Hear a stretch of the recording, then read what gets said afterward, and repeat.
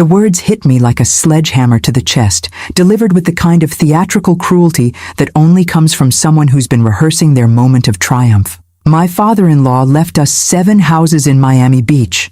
Kinsley's voice rang through the law office like a victory bell, her manicured hands clutching the deed papers like trophies. Ella, oh, what a shame. You only got the old warehouse in Mississippi. The applause started immediately. Cousins I barely remembered. Distant relatives who'd crawled out of the woodwork the moment James's obituary hit the papers.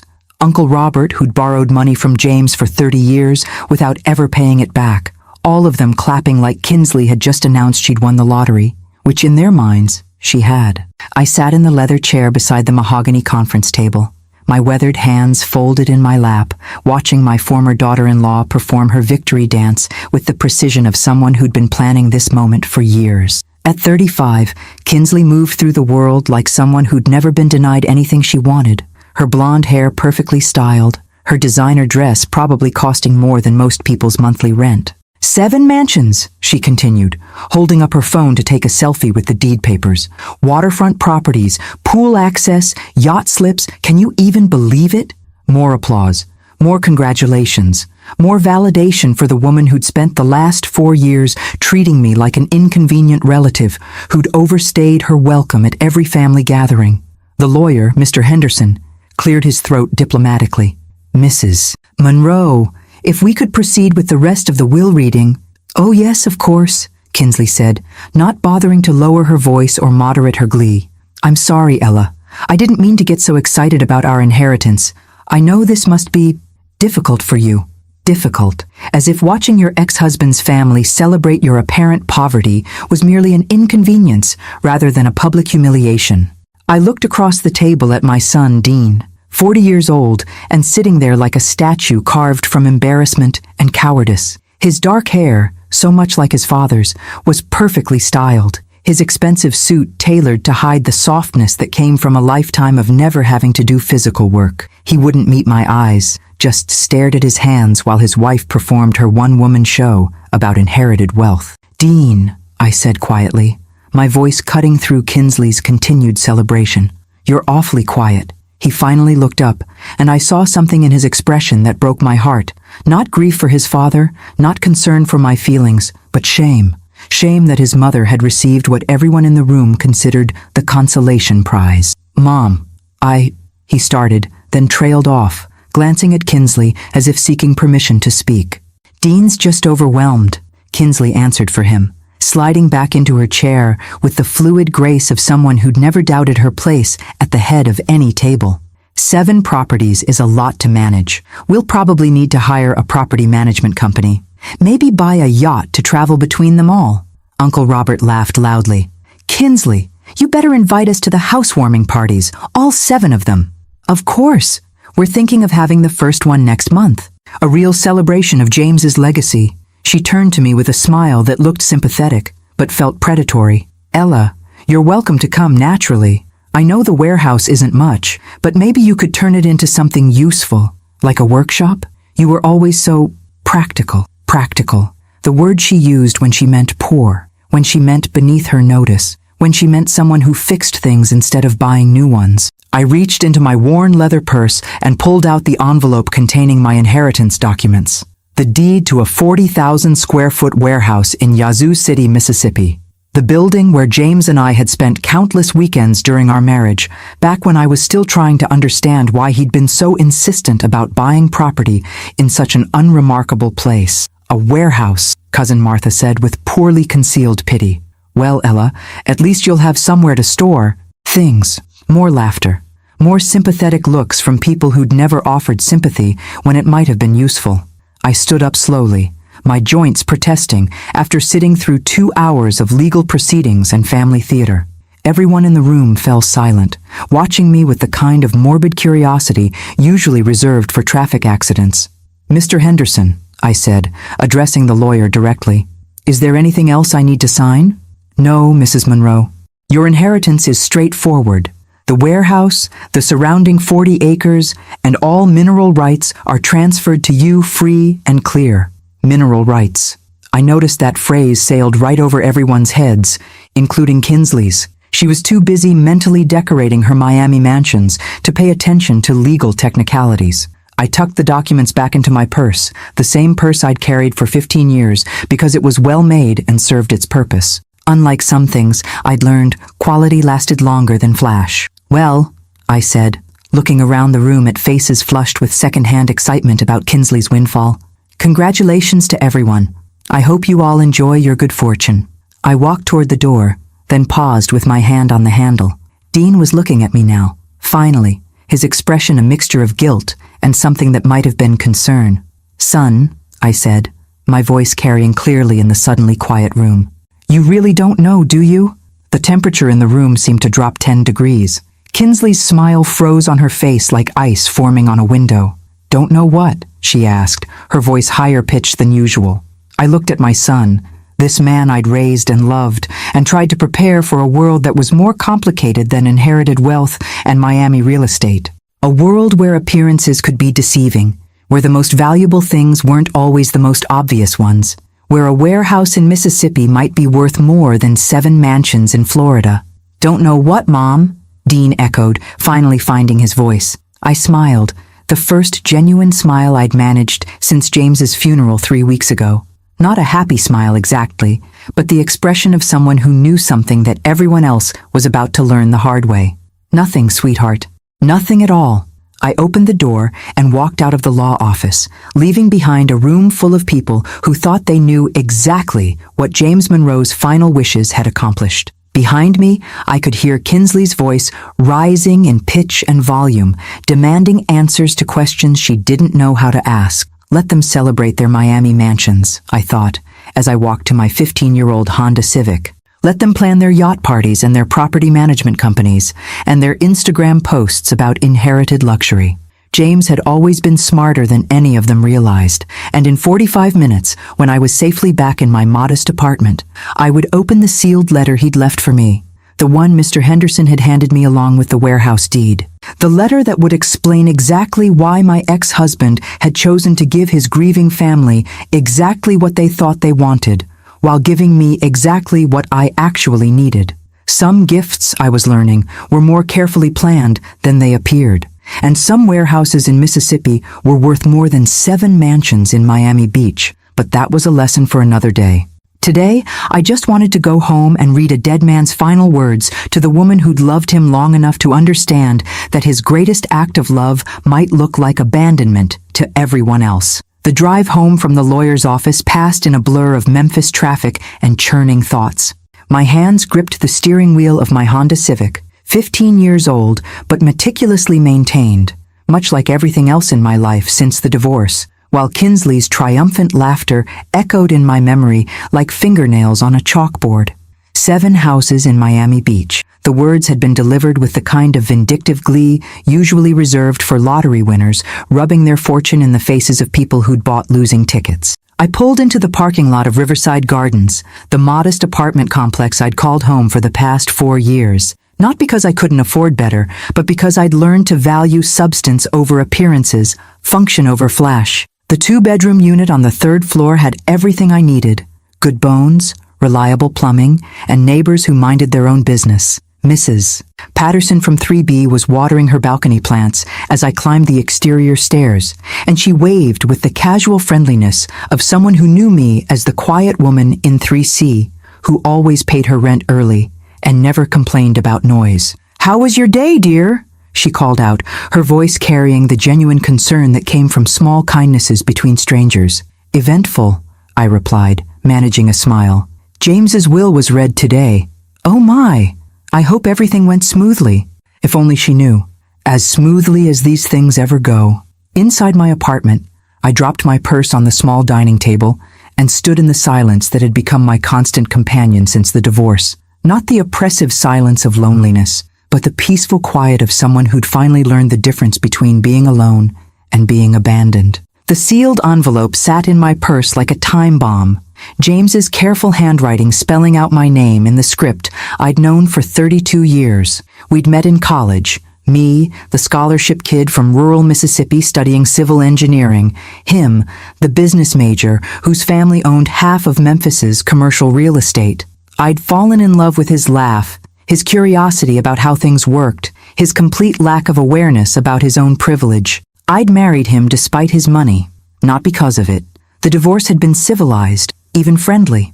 28 years of marriage ending not in hatred or betrayal, but in the quiet recognition that we'd grown into people who loved each other but couldn't live together anymore.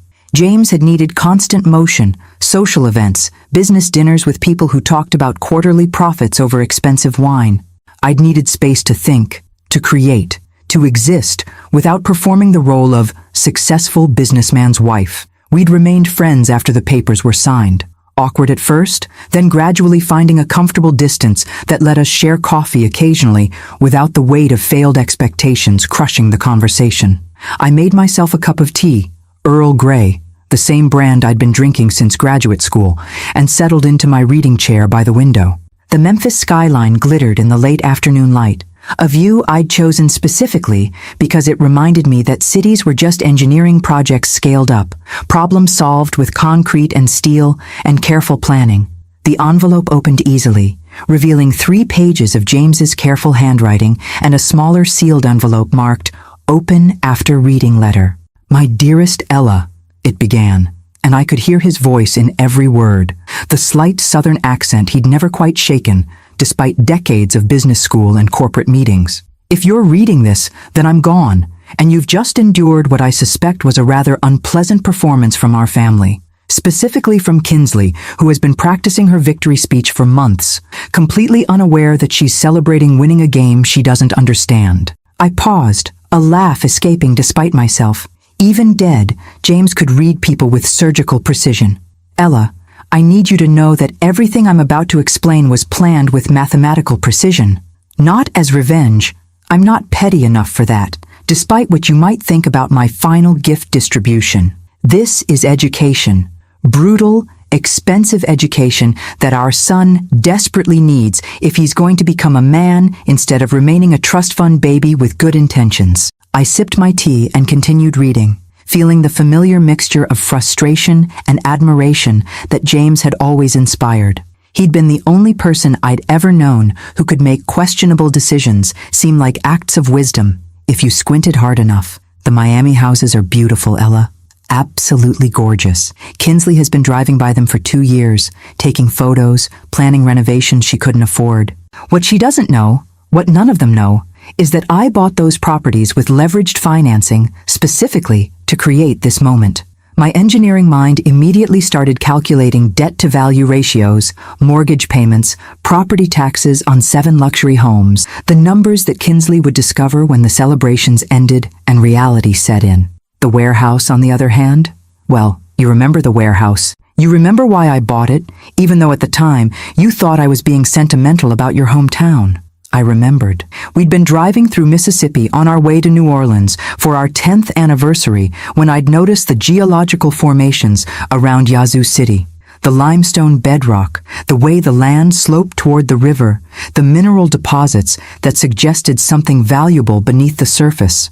I'd mentioned it casually, the way engineers notice things that other people miss, and James had surprised me by actually listening. "I know you, Ella. I know you're sitting there right now calculating mortgage payments and wondering how Dean is going to afford 7 Miami mansions on his current income.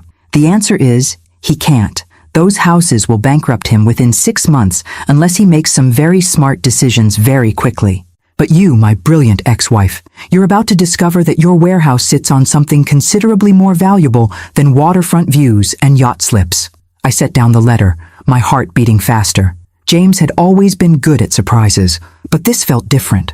This felt like the kind of surprise that changed everything. The smaller envelope contained a single key and an address I recognized, the law office of Patricia Hennings, the environmental lawyer who specialized in mineral rights and water resources, the same lawyer I'd met briefly at a professional conference 5 years ago, back when I was still consulting on engineering projects and she was presenting a paper on groundwater rights in the Mississippi Delta.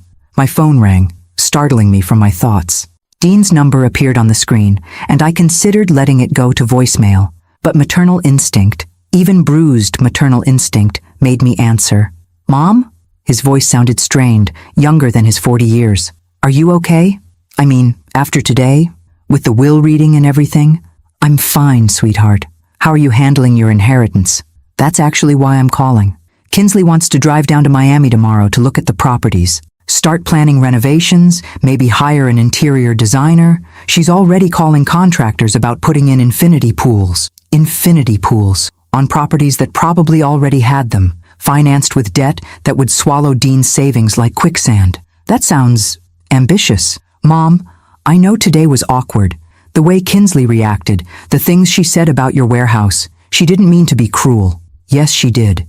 Kinsley had meant every calculated word, every dismissive gesture, every moment of public humiliation. But Dean wasn't ready to see that yet. Son, can I ask you something? Of course. Do you know how much it costs to maintain 7 luxury properties in Miami Beach? Silence on the other end of the line. Then, we'll figure it out. Dad left us the houses free and clear, right? No mortgages? Oh, my sweet, naive boy. Did Mr. Henderson mention anything about existing liens or financing? Kinsley was handling most of the financial details. She's better with that stuff than I am. Kinsley, who'd majored in communications and whose idea of financial planning involved maxing out credit cards on designer handbags. Kinsley, who was about to discover that inheriting 7 mansions wasn't the same thing as being able to afford them. Dean, I want you to do something for me. Before you sign anything, before you make any major decisions about those properties, have an accountant review all the financial obligations. Promise me. Mom, why are you being so paranoid? Dad loved us. He wouldn't have left us something that would hurt us. I looked at James's letter, at his careful explanation of brutal education and necessary lessons, and realized that my ex-husband had understood our son better than Dean understood himself. You're right, sweetheart. Your father loved you very much, more than you know. After we hung up, I sat in my chair watching the sun set over Memphis, thinking about warehouses and Miami mansions, about the difference between gifts and lessons, about the price of learning who you really are when everything you thought you wanted turns out to cost more than you can afford. Tomorrow, I would drive to Mississippi and unlock whatever secrets James had left buried beneath 40 acres of Delta soil. Tonight, I would mourn not just my ex-husband, but the innocence my son was about to lose when reality came calling on his Miami dreams. Some educations, I was learning, were more expensive than others, and some gifts were really just lessons wrapped in prettier paper. 18 months before James's death, the call came on a Tuesday morning while I was reviewing blueprints for a water treatment facility in Jackson. My phone showed James's name, which was unusual. We typically communicated through text messages or brief, practical conversations about Dean's birthday gifts or holiday schedules. Ella, do you have time to talk? Not over the phone. In person. Something in his voice made me set down my coffee and pay attention.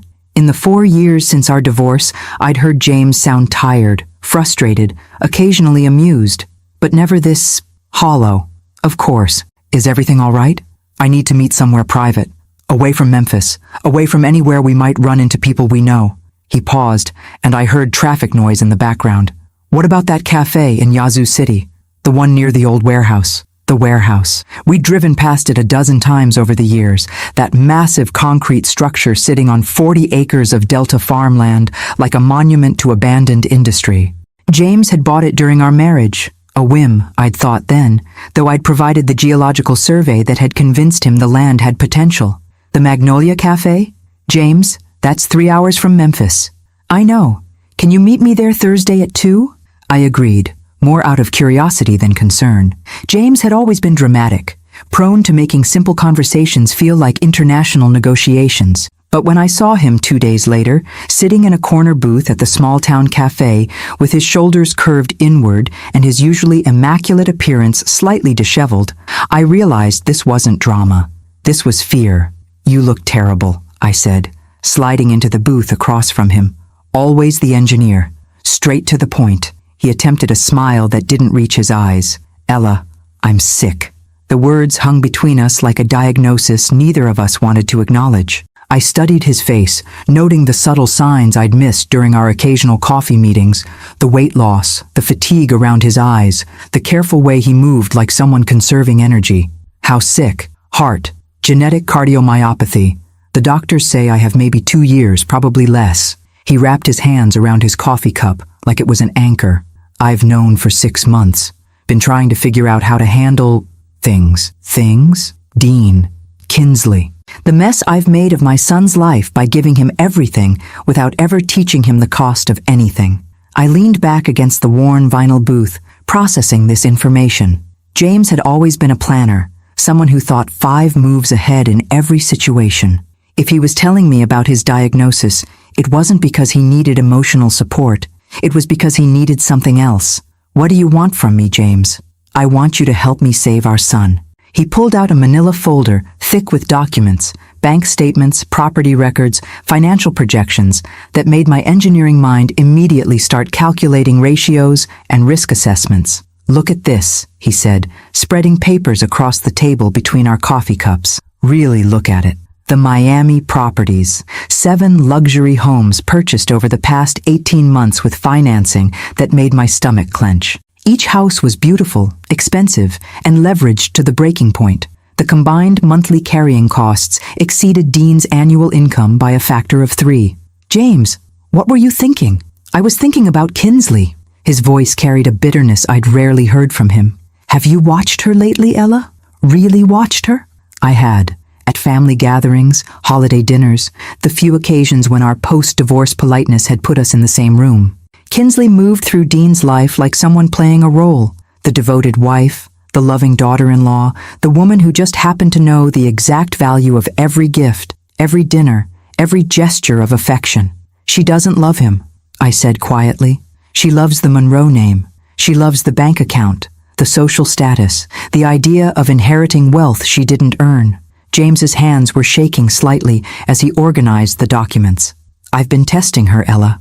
Little things at first, mentioning financial setbacks that didn't exist, talking about scaling back the business, suggesting we might need to be more careful with money. And she panics. Every time. She starts researching my assets online, asking Dean about inheritance timelines, making comments about how important it is to protect the family legacy. He looked up at me with eyes that held more pain than his physical diagnosis could account for. She's already planning my funeral, Ella.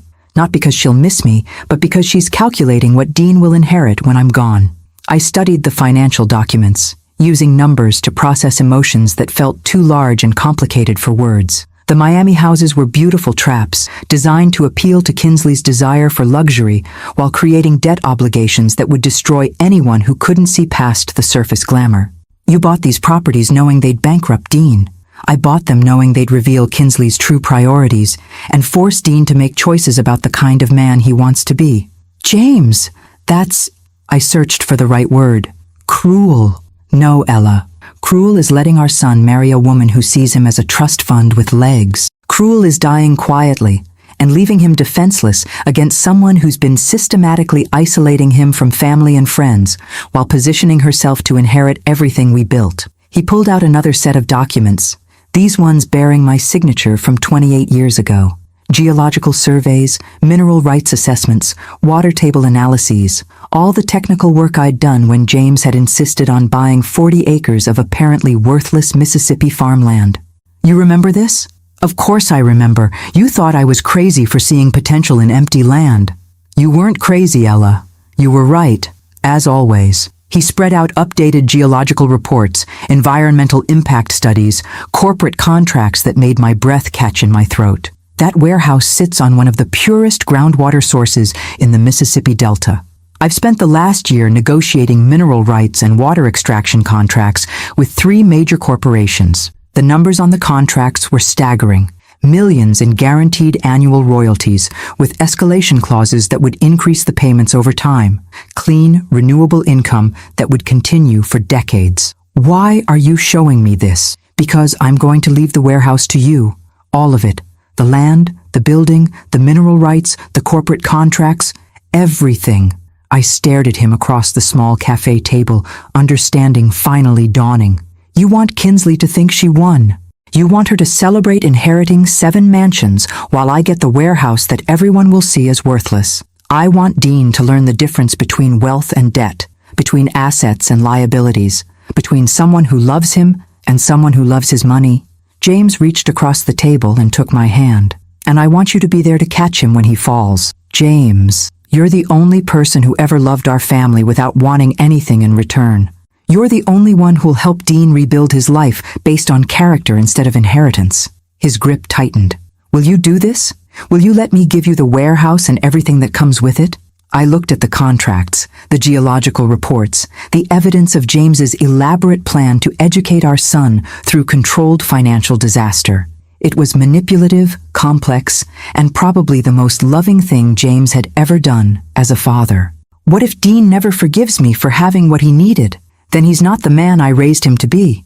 But Ella, if I know our son, and I do know him, underneath all of Kinsley's influence, he'll figure it out. Maybe not immediately, maybe not easily, but eventually he'll understand that sometimes the greatest gift a parent can give is the opportunity to prove what you're really made of. I agreed that day, sitting in a small cafe in Mississippi while my ex-husband planned his final act of love disguised as betrayal. I signed documents, made promises, and accepted the responsibility of catching our son when he fell. I just hadn't realized how hard the fall would be, or how long it would take him to hit the ground. But that was still months away, on a day when Kinsley would celebrate 7 Miami mansions, while I walked away with a warehouse that everyone else would see as a consolation prize. Some gifts, I was learning, were worth waiting for, and some plans were too complex to explain until the consequences made the lessons impossible to ignore. 12 months before James's death, the geology lab at the University of Mississippi looked exactly like every testing facility I'd worked with during my consulting years. Fluorescent lights, stainless steel equipment, and the particular smell of precision instruments and scientific discovery. Dr. Sarah Williams, the hydrogeologist I'd contacted through my professional network, spread the water samples and soil cores across the analysis table like evidence in a case that would change everything. "Ella, these readings are remarkable," she said, adjusting her glasses as she reviewed the spectral analysis results. "The aquifer beneath your Mississippi property shows mineral content and purity levels that rival some of the most valuable water sources in the world." I stood beside her, my engineer's mind processing the implications, while my heart raced with the confirmation of what James and I had suspected. The warehouse property wasn't just sitting on good water, it was sitting on liquid gold. What kind of commercial viability are we talking about? Premium bottled water, industrial applications, pharmaceutical-grade processing. This aquifer could support multiple extraction operations simultaneously without depleting the source. Dr. Williams pulled up computer models showing flow rates and recharge patterns. Conservatively, you're looking at sustainable extraction rates that would generate millions annually in licensing fees alone. Millions. James had been right, as usual. But then, James had always been good at seeing potential where others saw empty land and abandoned buildings. My phone buzzed with a text from him. "Lab results in yet? Meet me at the warehouse at 4 p.m. Time to see our gold mine." The drive from Oxford to Yazoo City took me through Mississippi Delta country that most people saw as endless flat farmland punctuated by small towns that time had forgotten. But I'd grown up in this landscape, had learned to read the subtle signs that indicated valuable resources beneath surfaces that looked unremarkable to outsiders. James was already waiting when I arrived at the warehouse, his black BMW looking incongruous against the rural setting. He'd lost more weight since our cafe meeting, and I noticed he moved with the careful deliberation of someone managing pain and conserving energy. "Good news or bad news?" he asked as I got out of my Honda. "Extraordinary news. Dr. Williams says the aquifer could support multiple commercial operations." I handed him the lab reports. "James, this property could generate more annual income than your entire real estate portfolio." "Could or will?" "Will. I've already had preliminary conversations with corporate water divisions at 3 major companies. They're all interested in long-term extraction contracts." James smiled, the first genuine expression of happiness I'd seen from him since his diagnosis. "Show me." We walked the property together, me explaining the geological formations that indicated groundwater flow, him asking questions with the focused intensity that had made him successful in business. The warehouse itself was massive but unremarkable, a concrete structure that could house manufacturing operations or storage facilities. But beneath our feet lay something infinitely more valuable. "The beauty of this," I explained, stopping at a point where the land sloped slightly toward a natural depression, "is that it's renewable. Unlike oil or gas extraction, responsible water harvesting actually helps maintain aquifer health. We could generate income from this land for decades without depleting the resource. We? I caught the pronoun slip. The unconscious returned to thinking of James and myself as a team despite 4 years of divorce. You. This is your property, your plan. No, Ella. This is our plan now, our son's future. He pulled out a folder thick with legal documents. I need you to understand what I'm asking of you. The papers outlined a complex estate structure designed to transfer ownership of the warehouse and all mineral rights to me upon James's death, while the Miami properties would go directly to Dean. But the real complexity lay in the corporate contracts, licensing agreements with Nestlé Waters, Coca-Cola, and Danone that would begin generating income the moment extraction operations started. You've already negotiated the corporate deals? I've been working on this for 8 months, Ella. Using shell companies, environmental lawyers, water rights specialists, the contracts are signed and sealed, just waiting for ownership transfer to activate them. I studied the financial projections, my engineering mind automatically calculating cash flow, operational costs, and long-term sustainability. The numbers were staggering. Guaranteed annual royalties starting at $2.3 million, with escalation clauses that would increase payments based on extraction volume and commodity pricing. James, this is... I struggled to find words adequate to the scope of what he was showing me. This is generational wealth. This could support Dean's family for the rest of their lives. If Dean learns to value sustainable assets over flashy liabilities, if he discovers the difference between earning wealth and inheriting debt, if he figures out that sometimes the most valuable things look unremarkable on the surface. The plan was becoming clearer and more brutal as James explained the carefully orchestrated financial education he'd designed for our son. The Miami properties would drain Dean's resources, force him to make hard decisions about debt and priorities, reveal Kinsley's true motivations when luxury became a liability instead of an asset. What if he can't handle it? What if the pressure destroys him instead of teaching him? Then I was wrong about the man I raised, and you'll be there to help him rebuild from whatever's left. James looked out across the 40 acres that would become my inheritance. But Ella, I don't think I'm wrong. Dean has good instincts underneath all the privilege and enabling. He just needs circumstances that force him to use them. We spent the afternoon walking the property, James recording a detailed video explanation of his plan using his phone camera. He wanted documentation, he explained, that would make his intentions clear if anyone ever questioned his mental capacity or decision-making process. My name is James Patrick Monroe, he said, speaking directly into the camera while standing beside the warehouse. I am 71 years old, in full possession of my mental faculties, and I am documenting my estate planning decisions for the benefit of my family and legal representatives. He explained the financial reality of the Miami properties, the sustainable wealth represented by the Mississippi aquifer, his concerns about Dean's marriage to Kinsley, and his faith that eventual hardship would reveal true character in everyone involved. I am leaving the warehouse property to my ex-wife, Ella Monroe, because she discovered its value, because she has the technical expertise to manage its development responsibly, and because she is the only person I trust to help my son when he needs help most. The video recording took 2 hours, with James explaining every financial detail, every legal consideration, every hope and fear that had motivated his decisions. When he finished, we sat on the warehouse loading dock, watching the sun set over Delta farmland that looked ordinary, but held extraordinary potential. Are you sure about this, James? Once the will is read, there's no going back. I've never been more sure of anything. He handed me a sealed envelope marked with my name. Don't open this until after the will reading. But Ella, when that day comes, remember that everything I've done was motivated by love. Love for Dean, love for the family we built together, even love for you. James, you saved me once, Ella. When we were young and I was too arrogant to see past my own privilege, you taught me to look deeper, to value substance over appearance, to build things that lasted instead of just buying things that impressed people. He stood up slowly, fatigue evident in every movement. Now I need you to save our son the same way.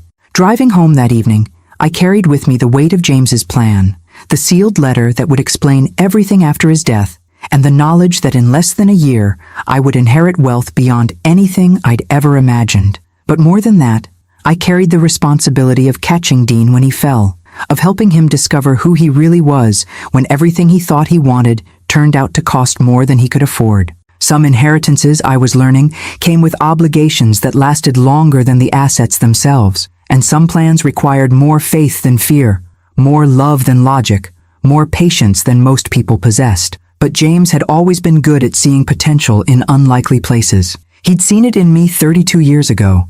Now he was betting everything that he'd see it in our son when the test finally came. The sealed letter lay on my kitchen table like a loaded weapon. I wasn't sure I was ready to fire.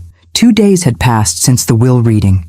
2 days of watching social media posts from Miami as Kinsley documented her inheritance with the enthusiasm of someone who'd won the lottery and intended to spend every penny as publicly as possible.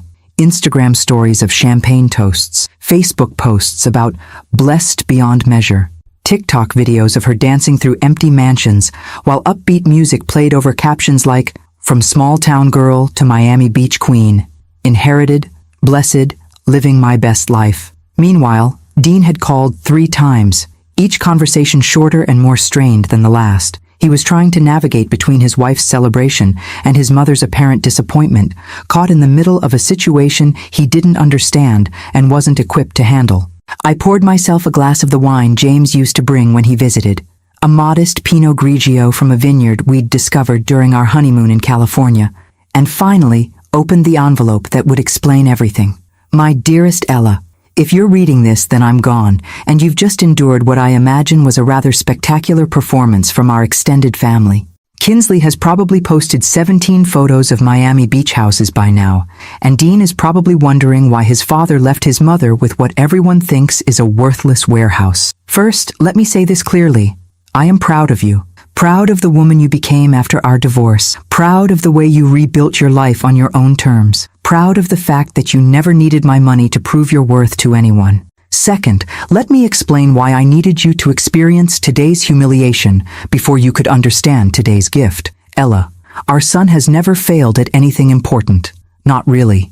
Every disappointment in his life has been cushioned by wealth. Every mistake has been corrected by resources. Every consequence has been delayed by privilege. He's 40 years old, and he's never had to choose between paying rent and buying groceries. He's never had to sacrifice something he wanted for something he needed. He's never had to discover what he's actually made of when everything easy is taken away. More importantly, he's never had to see Kinsley without the protection of financial security. He's never seen what she becomes when luxury is threatened, when social status is in jeopardy, when the Monroe name stops opening doors and starts creating debt obligations. The Miami houses are beautiful, Ella. They're also financial disasters.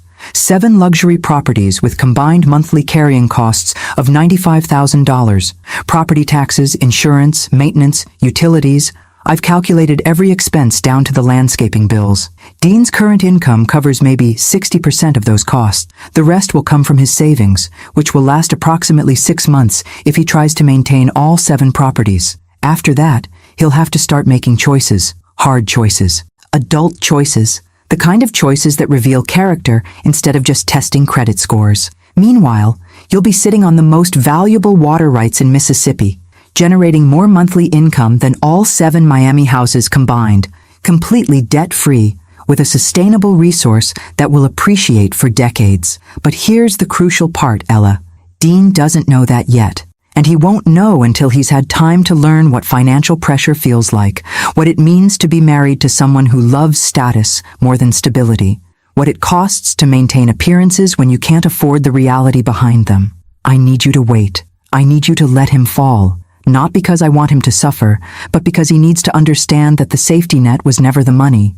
It was always the people who loved him enough to catch him when he fell. When that day comes, and it will come, you'll be there. Not as his wealthy mother rescuing him from consequences, but as the woman who taught me to look deeper, to value substance over surface, to build things that lasted instead of buying things that impressed people. The corporate contracts are already signed and sealed. Nestlé, Coca-Cola, Danone. They're all waiting for you to activate the extraction agreements. The first quarterly payment will arrive within 90 days of my death. $2.3 million, with automatic increases built into every contract. Use the money wisely. Use it to help Dean rebuild his life based on character instead of inheritance. Use it to show Kinsley what real wealth looks like. Not 7 mortgaged mansions, but sustainable resources managed by someone who understands the difference between assets and liabilities. And Ella, use some of it for yourself. Buy something frivolous. Take a vacation. Live a little. You've spent 68 years taking care of everyone else. It's time someone took care of you. I love you. I always did. The divorce didn't change that. It just changed the form. You were my greatest teacher, my closest friend, and the woman who made me want to be worthy of the love you gave so freely. Our son will understand eventually. When the phone calls stop coming, when the credit cards are maxed out, when Kinsley shows him who she really is, that's when he'll remember the lessons you tried to teach him about character and integrity, and choosing substance over style. Until then, enjoy your warehouse. Enjoy your water rights. Enjoy watching our son discover what he's really made of when everything he thought he wanted turns out to cost more than he can afford. With all my love and gratitude, James P.S. The key in this envelope opens a safety deposit box at First National Bank of Yazoo City. Box 247. Inside, you'll find the original corporate contracts, geological surveys, and a bottle of champagne I've been saving for the day you finally got everything you deserved. Open it when Dean comes home. I read the letter 3 times, my emotions cycling through grief, admiration, frustration, and something that might have been relief. James had orchestrated all of this, the public humiliation, the apparent inequality, the family celebration of what they thought was his final judgment on our relative worth. But he'd also orchestrated my rescue. Not just financial rescue, but the kind of vindication that would prove to everyone who'd ever underestimated me that their assessment had been catastrophically wrong. My phone rang. Dean's number again. Mom, I just wanted to check on you. I know today was hard, with the will reading and everything. How are you handling your inheritance, sweetheart? It's overwhelming. Kinsley's already hired an interior designer for 3 of the houses. She wants to start renovations next month, maybe throw a big party to celebrate. His voice carried a note of uncertainty that hadn't been there during the will reading. Mom, can I ask you something? Of course. Did Dad ever mention anything about the costs of maintaining those properties? Like monthly expenses, property taxes, that kind of thing? I felt my heart clench for my son, who was beginning to glimpse the mathematical reality behind his windfall. Did you ask the estate lawyer about ongoing financial obligations? I tried to, but Kinsley said she'd handle all the financial planning. She's good with numbers, and she's excited about the opportunity to really make these properties shine. He paused. But Mom, I looked up property taxes on Miami Beach last night. For just one house, the annual taxes are more than I make in 3 months. And you have 7 houses. 7 houses, he repeated. And I heard the first crack in his voice, the first recognition that gifts could sometimes be more expensive than anyone anticipated. Dean, I want you to promise me something. What? Before you sign any renovation contracts or take on any additional debt, have an accountant review all the financial obligations. Promise me you'll understand exactly what you're committing to before you commit to it. Mom, why do you sound like you know something I don't? I looked at James's letter, at his careful explanation of controlled financial education and necessary life lessons, and realized that my ex-husband had understood our son better than Dean understood himself. I know that your father loved you more than you realize, and I know that sometimes the most expensive lessons are also the most valuable ones. After we hung up, I sat in my quiet apartment holding the key to a safety deposit box that contained contracts worth millions of dollars, while 40 miles away in his expensive house, my son was probably calculating property taxes and wondering why his inheritance suddenly felt more like a burden than a blessing. Some gifts, I was learning, came with instructions that weren't immediately obvious, but eventually, if you were patient and observant and willing to learn from your mistakes, the lessons became clear. And sometimes, if you were very lucky, the people who loved you most were waiting to catch you when you finally understood the difference between what you wanted and what you actually needed. 3 weeks after the will reading, I was reviewing geological surveys at my kitchen table when Dean's panicked phone call shattered my quiet evening. Mom, I need to ask you something, and I need you to be honest with me. His voice carried a strain I hadn't heard since he was 12 and had accidentally broken the neighbor's window with a baseball. But this wasn't childhood mischief. This was adult terror. What's wrong, sweetheart? How much do you know about Dad's financial situation? Before he died, I mean. His real financial situation. I set down the water rights documentation I'd been reviewing, my engineer's mind immediately calculating the implications of his question. 3 weeks was exactly how long it would take for someone to receive the first quarterly property tax assessments on 7 Miami Beach mansions. Dean, what's happened? The bills, Mom. Jesus Christ, the bills. His voice cracked slightly. Property taxes on 7 houses, not for the year, just for this quarter, come to $218,000. $218,000, Mom. That's more than I make in a year. I closed my eyes, remembering James's careful calculations, his mathematical precision in designing this moment of revelation. Have you talked to Kinsley about this? Kinsley says not to worry. She says rich people always find ways to handle property taxes, that Dad must have had accountants and financial advisors who manage this stuff. His laugh was bitter and sharp. She's hired 3 more interior designers and ordered custom furniture for the beach house. $40,000 for a dining room set, because we need to live up to the property's potential. And the mortgage payments? That's the other thing. Dad didn't leave us these houses free and clear. There are mortgages on 6 of them, with combined monthly payments of, I heard papers rustling, $73,000 a month. $73,000 monthly. Plus property taxes, plus insurance, plus maintenance costs on 7 luxury properties that required constant upkeep to maintain their value. James hadn't just given Dean houses, he'd given him a financial time bomb with a very short fuse. Dean, how long can you afford to maintain those obligations? 4 months.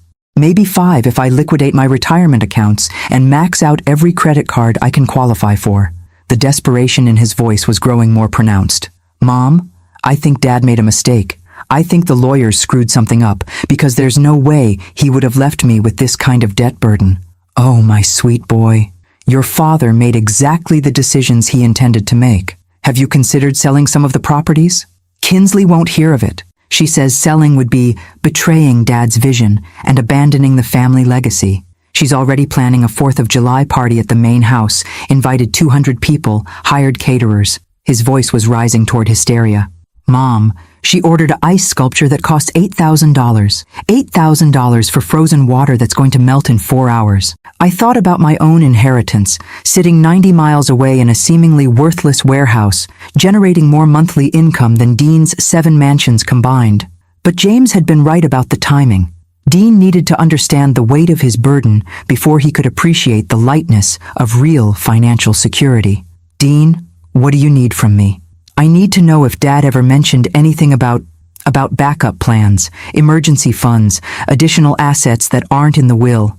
Anything that might help me figure out how to handle this. The safety deposit box key sat in my jewelry drawer, surrounded by the corporate contracts that would solve all of Dean's financial problems instantly.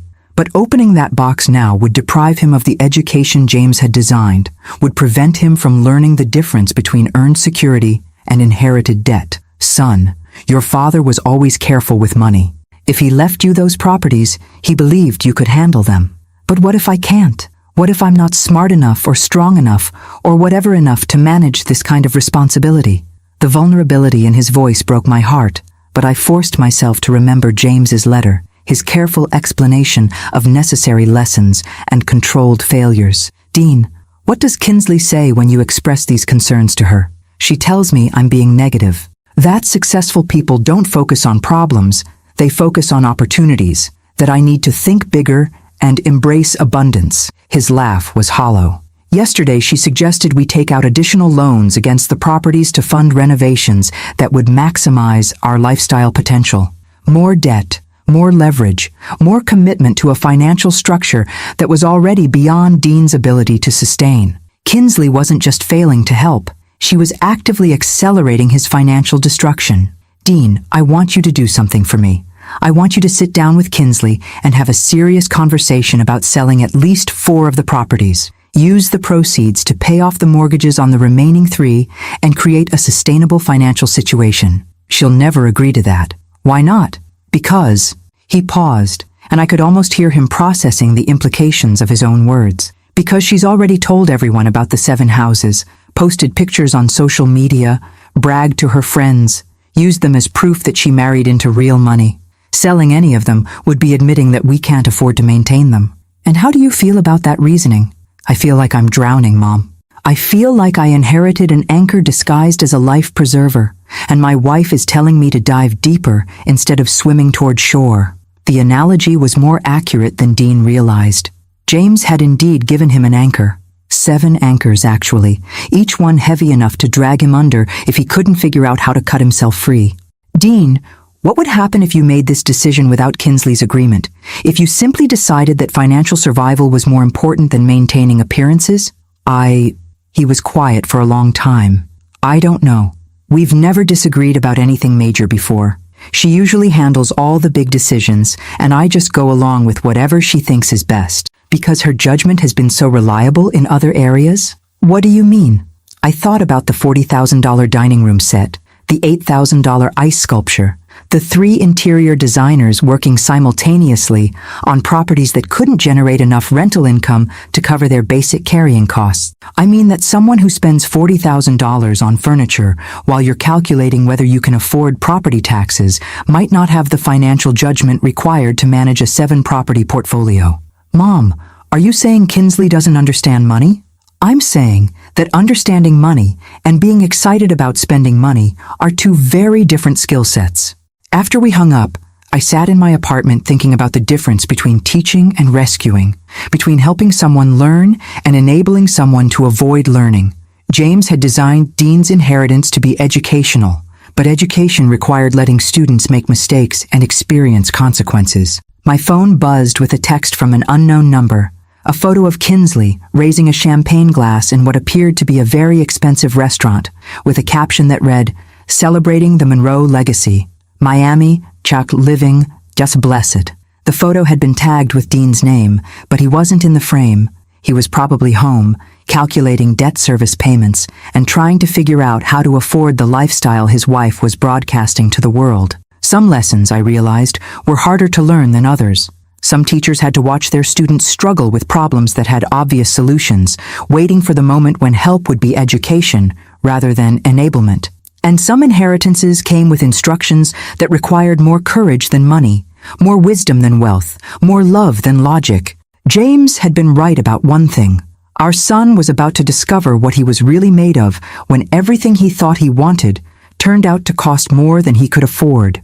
The question was whether he would learn those lessons quickly enough to save himself, or whether he would need to lose everything before he understood the difference between assets and liabilities. Either way, I would be here when he was ready to rebuild his life based on character instead of inheritance. Some safety nets, after all, were worth waiting to deploy. The confrontation came on a humid Thursday afternoon in July when Kinsley arrived at my apartment building without calling, her face flushed with the kind of rage that comes from watching carefully constructed plans collapse in real time. I saw her through my living room window, marching across the parking lot in designer heels that were completely impractical for Memphis pavement, clutching her oversized purse like a weapon. The Maserati she was driving, a recent purchase to match their new lifestyle, sat in a visitor space with the engine still running. The doorbell rang with sharp, insistent bursts that suggested someone who'd moved past polite social conventions into pure desperation. "Ella, we need to talk," Kinsley announced the moment I opened the door, pushing past me into my modest living room without waiting for an invitation. "This has gone far enough." She looked around my apartment with the kind of assessment I'd seen her use at garage sales, cataloging, evaluating, dismissing most of what she saw as unworthy of her attention. Her gaze lingered on my second-hand furniture, my small television, my collection of engineering textbooks arranged on simple wooden shelves. "Kinsley, what can I do for you? You can stop pretending you don't know what's happening." She turned to face me, her perfectly applied makeup unable to hide the stress fractures around her eyes. "Dean is talking about selling 5 of the Miami properties. 5 of them, Ella. Do you understand what that means? It means he's trying to create a sustainable financial situation. It means he's giving up. It means he's letting James's legacy get carved up and sold off because he doesn't have the vision to see the bigger picture." Kinsley began pacing my small living room like a caged animal. "Those houses represent everything James worked for, everything the Monroe family stands for. They're not just properties. They're symbols of success." I settled into my reading chair, the same one I'd owned for 15 years, and studied my former daughter-in-law with the detached curiosity of an engineer examining a structural failure in progress. Kinsley, what do you think James's primary concern was when he planned his estate? Preserving the family wealth, maintaining the Monroe reputation, making sure his legacy lived on through the properties and investments he'd built over a lifetime of hard work. And if those properties are bankrupting his son? They're not bankrupting anyone. The words exploded out of her with enough force to make my neighbor's dog start barking through the thin walls.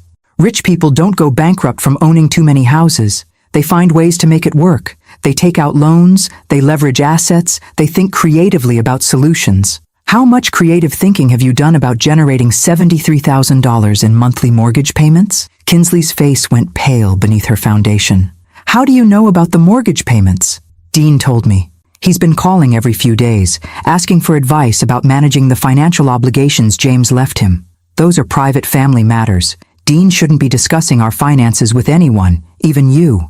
Even his mother? Even his mother, who received a worthless warehouse while we inherited valuable real estate that requires sophisticated management strategies. I almost smiled at that. Sophisticated management strategies. From a woman whose idea of financial planning involved maxing out credit cards to fund ice sculptures. Kinsley, tell me about these sophisticated strategies. She straightened her shoulders, adopting the confident posture she used when explaining things to people she considered intellectually inferior. We're exploring several options. Additional financing against the properties to fund renovations that will increase their rental value. Corporate partnerships with luxury vacation rental companies. Maybe selling a few properties at significant profits and using the proceeds to develop the remaining ones into even more valuable assets. I listened to her recite what sounded like talking points from late-night real estate infomercials, watching her face grow more animated as she convinced herself that debt could be transformed into wealth through creative thinking and positive attitude. And if those strategies don't work, they'll work. They have to work. Kinsley stopped pacing and fixed me with the kind of stare she probably thought was intimidating. But Ella, there's something you need to understand. Dean is starting to listen to negative influences. People who don't understand wealth, who are scared of taking big risks for big rewards. People like me. People like you. She moved closer, her voice dropping to the conspiratorial tone she used when she wanted to sound reasonable while saying unreasonable things. I know you mean well, but you've never operated at this level of financial complexity. You've never managed multiple properties or dealt with the kind of tax strategies and investment opportunities that come with real wealth. You're right. I've never owned 7 mortgaged mansions that cost more to maintain than they generate in income. Ah, see? You're thinking small. You're focused on monthly cash flow instead of long-term asset appreciation and lifestyle maximization. Kinsley pulled out her phone and began scrolling through photos. Look at what we're building, Ella. Look at the life we're creating. The photos were impressive, I had to admit. Beautifully decorated rooms, infinity pools reflecting Miami sunsets, parties with attractive people holding expensive drinks in stunning settings. It looked like the lifestyle magazines that Kinsley had been reading religiously for the past 5 years. It's very beautiful, I said honestly. How much is it costing? Investment requires capital expenditure. You can't build wealth without spending money to maximize asset potential. She swiped to another photo, a catered party on what appeared to be a yacht. This is what success looks like, Ella. This is what James wanted for his family. I stood up and walked to my kitchen, returning with 2 glasses of iced tea and the folder I'd been preparing for this conversation. Kinsley, can I show you something? What? I opened the folder and spread out financial projections, debt service calculations, and cash flow analyses that I'd prepared using the same engineering precision I'd once applied to infrastructure projects. These are the real numbers for your 7 Miami properties. Monthly carrying costs, annual property taxes, insurance, maintenance, utilities, everything required to maintain them at the level you're posting on social media. Kinsley glanced at the papers dismissively. Numbers can be manipulated to support any conclusion. Successful people focus on possibilities, not limitations. Kinsley, based on Dean's current income and your current spending rate, you'll be bankrupt within 4 months. That's ridiculous. 4 months. And that's assuming you stop all non-essential spending today and don't take on any additional debt. You don't understand how wealth works, Ella. Rich people don't worry about monthly cash flow. They think in terms of equity, appreciation, long-term value creation. Rich people also understand the difference between assets and liabilities, I interrupted, between income-producing investments and debt-financed lifestyle purchases. What's that supposed to mean? I pulled out another set of documents, the geological surveys and water rights assessments that James had commissioned for the Mississippi warehouse property. It means that sometimes the most valuable things don't look valuable to people who only understand surface appearances. Kinsley leaned over the papers, her expression shifting from dismissiveness to confusion to something approaching panic as she realized what she was reading. These are mineral rights assessments for your warehouse property, groundwater extraction rights specifically for one of the purest aquifer sources in the Mississippi Delta. I don't understand what this means. It means that my worthless warehouse sits on top of water rights worth approximately $8 million annually in licensing fees. The color drained completely from Kinsley's face. That's not possible. I pulled out the corporate contracts, Nestlé, Coca-Cola, Danone, each one bearing signatures and dates that proved their authenticity. $2.3 million in quarterly royalty payments, starting 90 days after James's death. Renewable contracts with automatic escalation clauses. $8 million annually? Kinsley's voice was barely a whisper. More than your 7 Miami houses could generate in rental income, even if they were debt-free and fully occupied year-round. She stared at the contracts, her hands shaking slightly as she processed the magnitude of what I was showing her. James knew about this. He knew when he wrote the will. James commissioned the geological surveys. He negotiated the corporate contracts. He understood exactly what he was giving each of us. But that means... She looked up at me with the expression of someone whose fundamental assumptions about reality were collapsing in real time. That means you're wealthy. Really wealthy. I'm financially secure in a way that doesn't depend on borrowed money or unsustainable debt service. Kinsley sat down heavily in my second-hand chair, the fight going out of her like air from a punctured balloon. Why didn't you tell us? Why did you let everyone think you got the worthless inheritance? Because Dean needed to learn the difference between wealth and debt, between assets that generate income and liabilities that consume it, between someone who loves him and someone who loves his money. I love Dean. Do you? Or do you love the lifestyle you thought his inheritance would provide? She was quiet for a long time, staring at the contracts that proved her assumption about James's final judgment had been catastrophically wrong. When she finally spoke, her voice carried a note of desperation I'd never heard before. What happens now? Now, you and Dean decide whether you want to build a life based on financial reality or continue pursuing lifestyle fantasies that will destroy everything James actually left behind. And if we choose wrong? I looked at this young woman who'd spent 5 years treating me like an embarrassment to the Monroe family name, who'd celebrated my apparent poverty with such theatrical enthusiasm, who was now discovering that her understanding of wealth had been as shallow as her understanding of character. If you choose wrong, you'll learn what it actually costs to maintain 7 mortgaged mansions when you don't have the income to support them. And you'll just watch us fail? I'll be here when Dean is ready to learn the lessons his father tried to teach him. Whether you're part of that learning process or part of what he needs to learn from, that's up to you. As Kinsley left my apartment, her designer heels clicking against the pavement with less confidence than they'd carried when she'd arrived, I realized that James's plan was working exactly as he'd intended. The education was brutal, but it was thorough. And sometimes, the most expensive lessons were also the most valuable ones. The call came at 2:47 a.m. on a Tuesday in late August, jolting me from the deepest sleep I'd had in weeks. Dean's name glowed on my phone screen, and I knew without answering that the education James had designed had reached its inevitable conclusion. Mom? His voice was raw, broken in a way I hadn't heard since he was 8 years old and his pet hamster had died. I'm sorry to wake you, but I need help. Where are you? Sitting in my car outside the bankruptcy attorney's office. I have an appointment in 6 hours. His laugh was hollow, desperate. Turns out you can't leverage your way out of debt when you don't have any actual assets to leverage. I pulled on my robe and walked to my kitchen, making coffee while Dean told me about the past month, the cascade of financial failures that had consumed everything he'd thought he owned. We lost 3 of the houses last week, foreclosure. The bank seized them when we missed the 3rd mortgage payment. His voice was steady now. The calm that comes after panic has burned itself out. Kinsley hired a lawyer to fight it. But you can't fight math, Mom. You can't argue with numbers that don't add up. What about the other 4 properties? We're selling them. Fire sale prices, because everyone knows we're desperate. We'll be lucky to walk away with enough to pay off the remaining mortgages and the credit card debt. He paused, and I heard the sound of traffic in the background, the city waking up around my son's financial catastrophe. The lawyer says we might clear $200,000 after everything's settled, if we're lucky. $200,000 from an inheritance that had seemed worth tens of millions just 4 months ago. James's brutal mathematics had played out exactly as he'd calculated. And Kinsley? Kinsley, Dean's voice broke slightly. Kinsley filed for divorce yesterday. Her lawyer is demanding half of whatever's left after the bankruptcy, plus alimony, plus she wants me to assume responsibility for all the debt she accumulated, trying to maximize our lifestyle potential.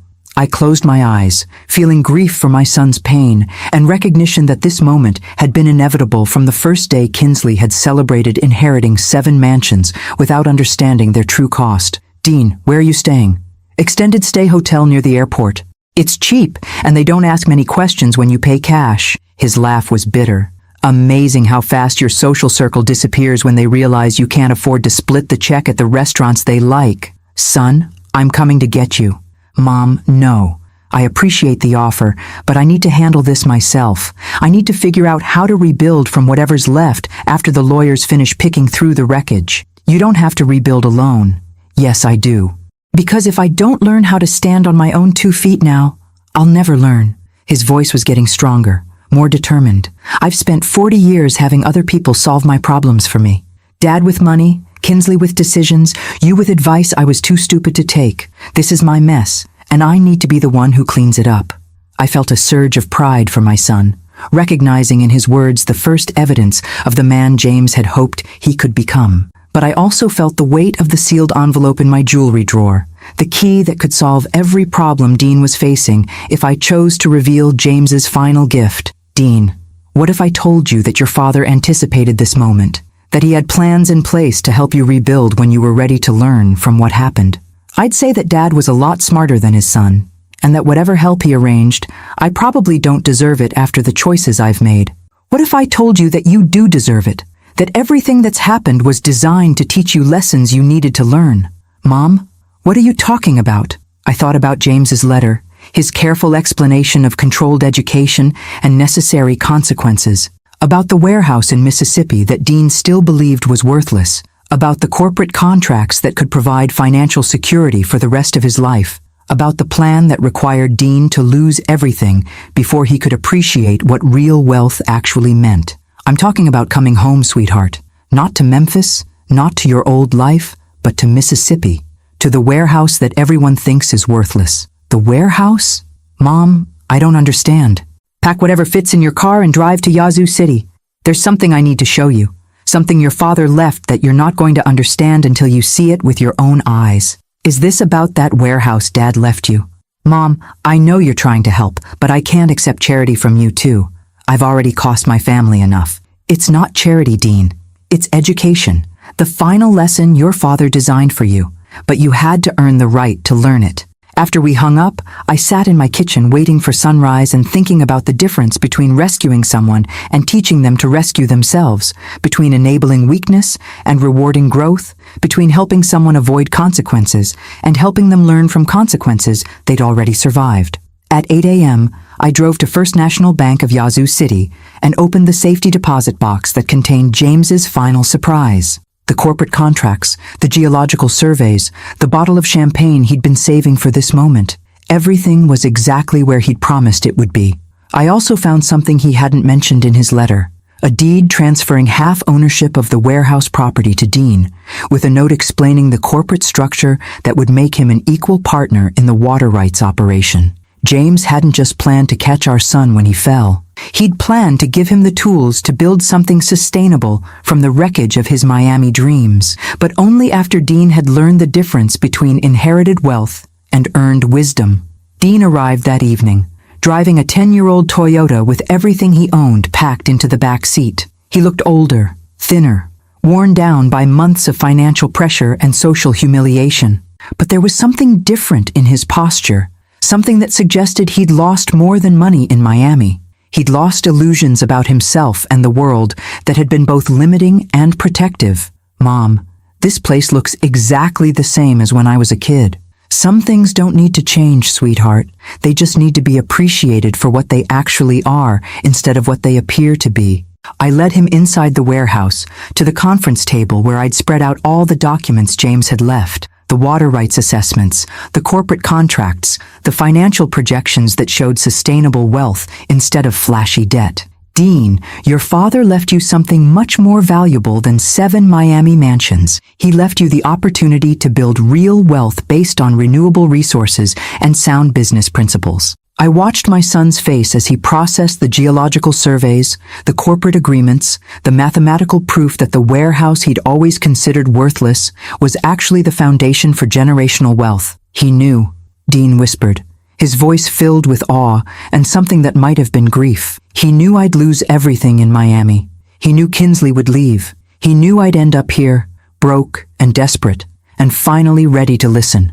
He knew you needed to learn the difference between wealth and debt, between someone who loved you and someone who loved your money, between building something lasting and buying something impressive. And he knew you'd be here to catch me when I fell. We're going to catch each other, sweetheart.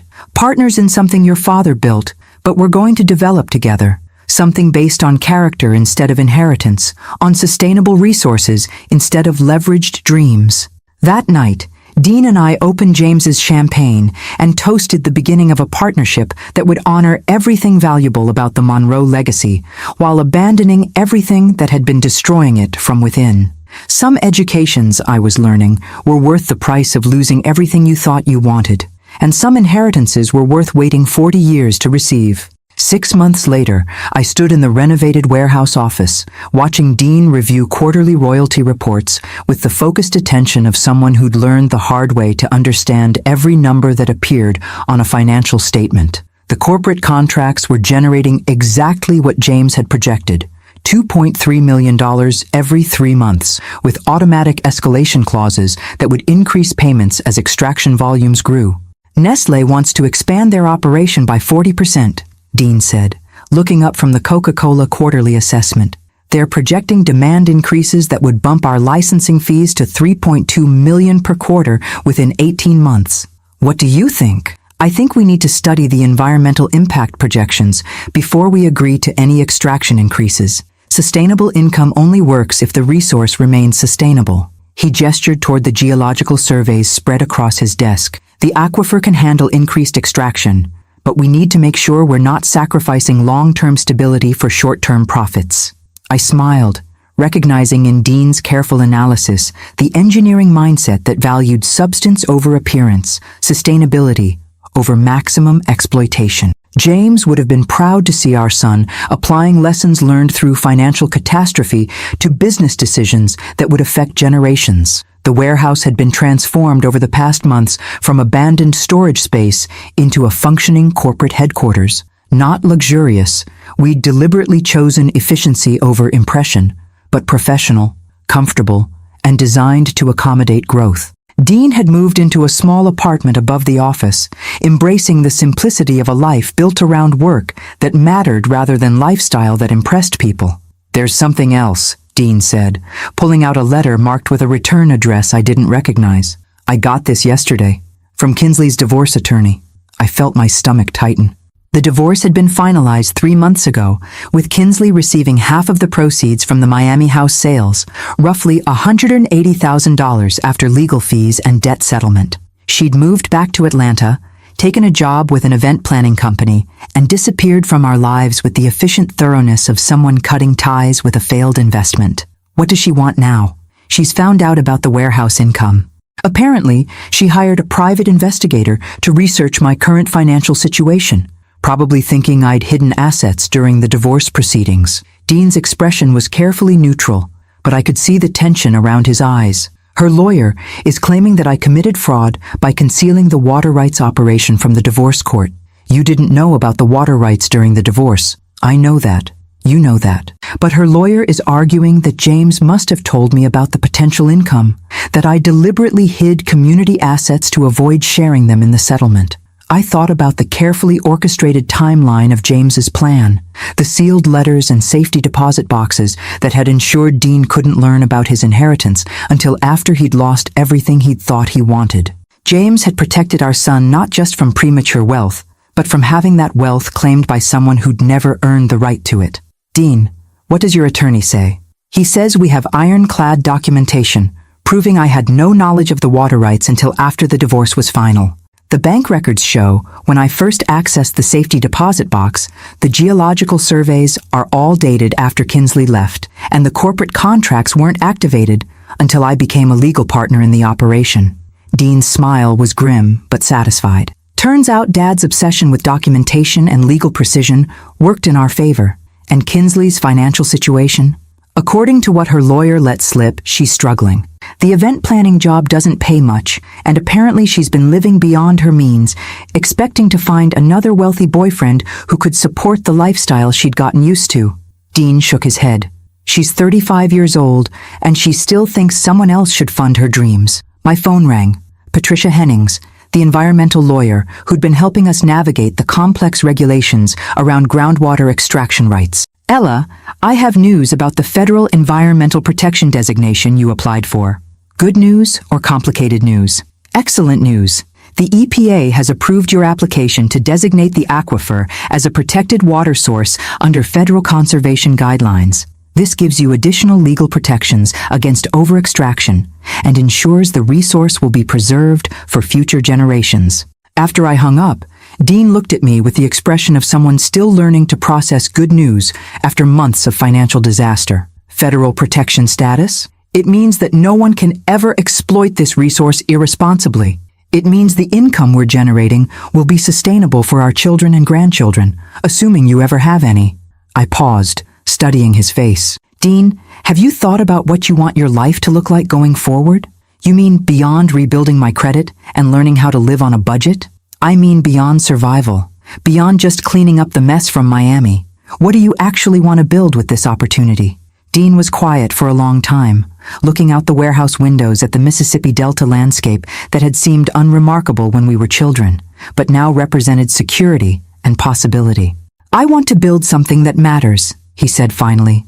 Not just financial security, but something that contributes to the community, that creates opportunities for other people. He gestured toward the small town visible in the distance. Yazoo City has been struggling for decades. Young people leave because there aren't enough good jobs, businesses close because there isn't enough economic activity. What if we used some of our income to change that? What did you have in mind? Technical training programs, apprenticeships with local businesses, maybe a small business incubator that helps people start sustainable enterprises instead of depending on outside investment that might disappear. His voice was getting more animated as he developed the idea. We could create a model for rural economic development that other communities could replicate. I felt something warm settle in my chest, not just pride in Dean's vision, but recognition that James's brutal education had accomplished exactly what he'd hoped. Our son had learned to think about wealth as responsibility rather than privilege, as an opportunity to contribute rather than a license to consume. There's something else I want to discuss, Dean said, pulling out a folder I hadn't seen before. I've been working with an architect on plans for the property, not just the warehouse, but the whole 40 acres. The plans were beautiful and practical.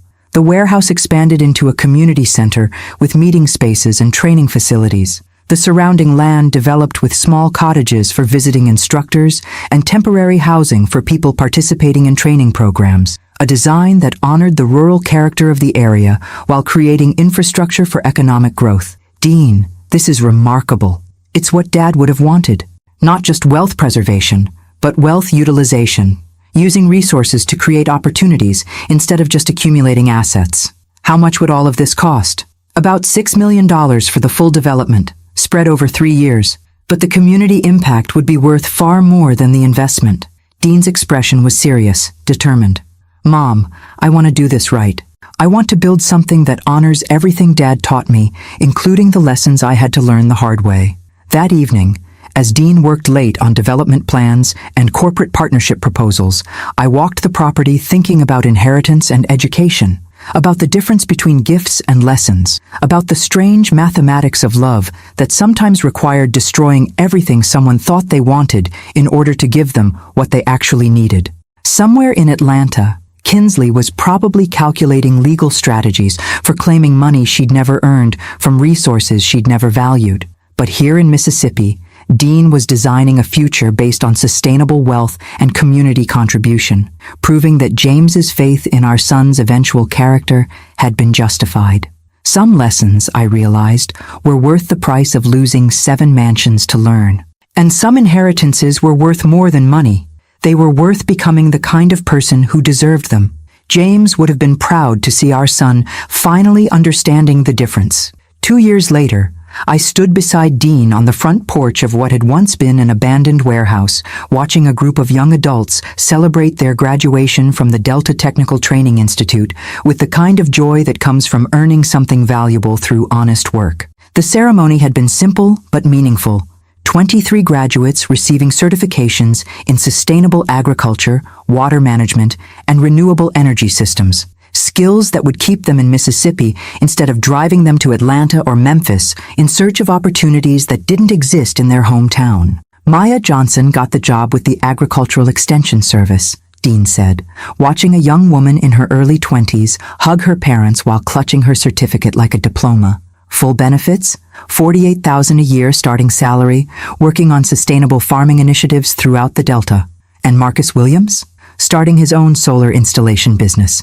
We're providing the initial capital through the small business incubator, and he's already got contracts lined up for 6 months. Dean's smile was proud, but not possessive. The expression of someone who'd learned to find satisfaction in other people's success, rather than just his own accumulation. The property had been transformed beyond anything I'd imagined when Dean had first shown me his architectural plans. The warehouse now housed classrooms, laboratories, and workshop spaces that hummed with the energy of people learning skills that would change their lives. The surrounding cottages provided temporary housing for instructors and students from other rural communities who came to study our model for economic development. But the most remarkable transformation wasn't architectural, it was personal. Dean had become the man James had always believed he could be, given the right circumstances and sufficient motivation. He moved through the world now with the quiet confidence that comes from building something meaningful rather than inheriting something impressive. He understood money as a tool rather than a trophy, wealth as responsibility rather than privilege. "There's something I want to show you," Dean said, pulling out an envelope marked with familiar handwriting. "This came yesterday." The return address was from a women's correctional facility in Georgia. Kinsley's name was printed in the corner, and my heart clenched with unexpected sympathy for whatever circumstances had led my former daughter-in-law to prison. What happened to her? Wire fraud. She convinced 3 elderly investors to put money into a fake real estate development scheme, promising them luxury vacation properties that didn't exist. Dean's voice was careful, controlled. She got 18 months and full restitution requirements. I thought about the woman who'd celebrated inheriting 7 Miami mansions with such theatrical enthusiasm, who'd spent money like someone who'd never learned the difference between assets and liabilities, who'd treated marriage like a business acquisition and family like a networking opportunity. What does she want? To apologize, and to ask if we'd consider hiring her for the re-entry program we're starting next month. The re-entry program, another expansion of Dean's vision for community development, providing job training and transitional support for people leaving the criminal justice system, helping them rebuild their lives through honest work and genuine skill development. Do you want to hire her?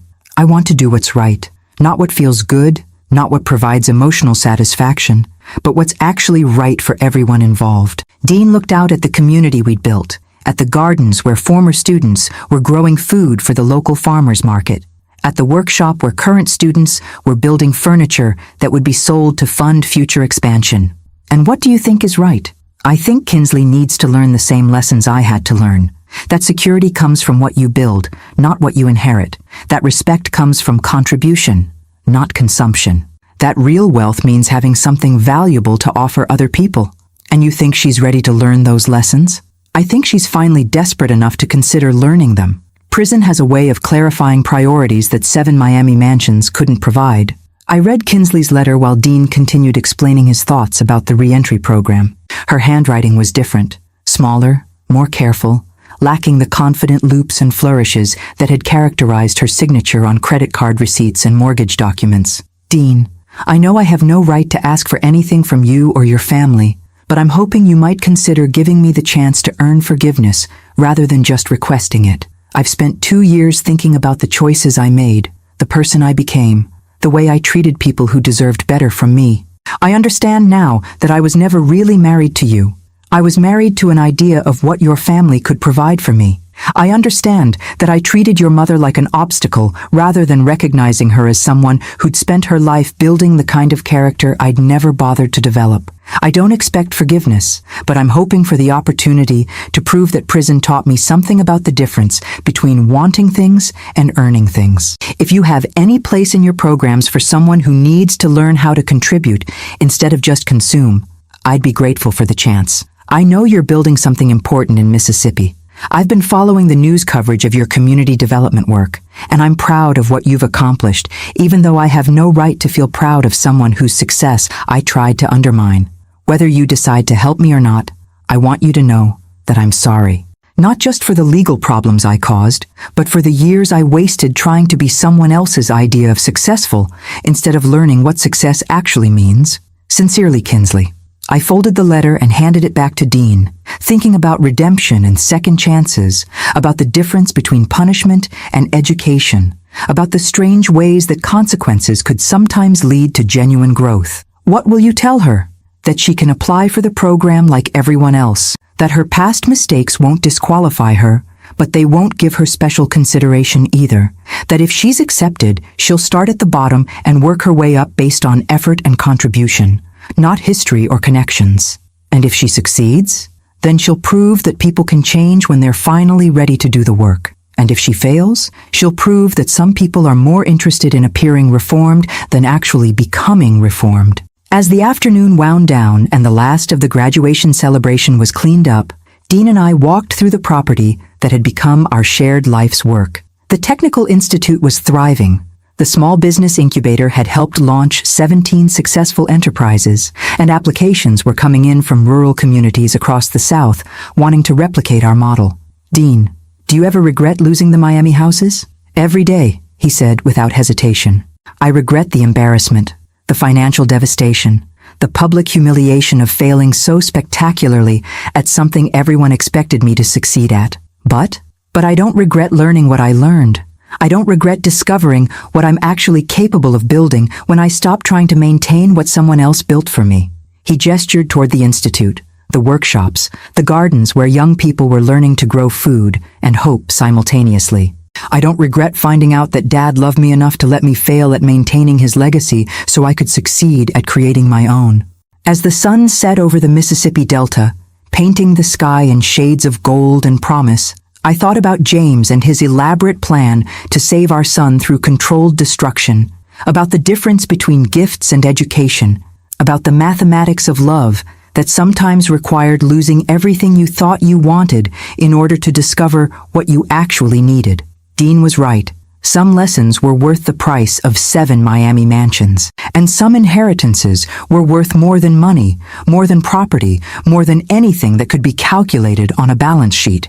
Ella, there's something I need to tell you, Dean said, as we reached the porch where this whole journey had begun with a warehouse that everyone thought was worthless. What's that, sweetheart? Thank you for catching me when I fell, for helping me understand that Dad's gift wasn't the Miami houses or even the warehouse. It was the chance to become someone who deserved what he was really trying to give me. And what was he trying to give you? Dean smiled, looking out at the community we'd built together, at the evidence of lives changed through honest work and genuine opportunity.